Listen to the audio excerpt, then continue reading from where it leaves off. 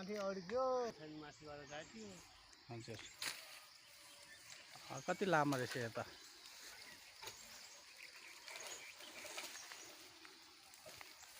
बाँस काट्नु हिँडेको बाटो त छ बाँस काट्ने ठाउँ यस्तो छ त बाजेले बाँस काट्नु हुँदैछ मैले काट्छु बाँस बाबु कामै यही अब त पुरै काट्छु ल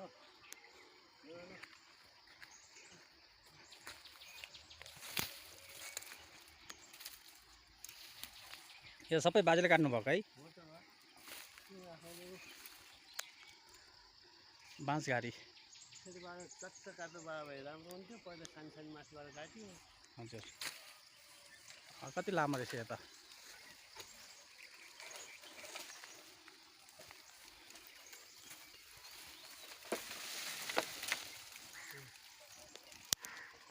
आज बोकिसक्छ बाजे आज बोकिसक्छ अनि अब छैन अहिले बेलुकी आउँछ हाम्रो यो बाँस चाहिँ माथि अड्केर गाह्रो पर्यो है बाजे गाह्रो पर्यो माथि अड्क्यो सानो गाँसाले ठुलो बल पुर्या अनि तान्दा तान्दा हामी थाकिसक्यो आउँदैन यो बाँस माथि गएर अड्केछ यो चाहिँ बाँसको जरा चाहिँ यसरी जान्छ एकदम धरो हुन्छ यो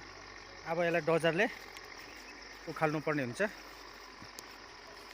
यसलाई डोजर लगाएर उखाल्नु पर्ने हुन्छ मान्छेले सक्दैन यो धेरै ठुलो छ यो बाँसको जरा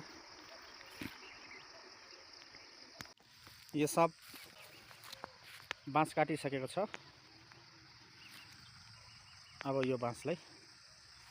बोकेर असर्नु पर्ने छ हेर्नुहोस् यता गयो यस्तो रुखहरू छ ठुलो ठुलो रुखहरू तल खेत छ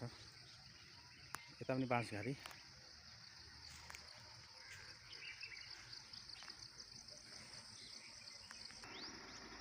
सबै काटिसके बाँस बाजे र म मिलेर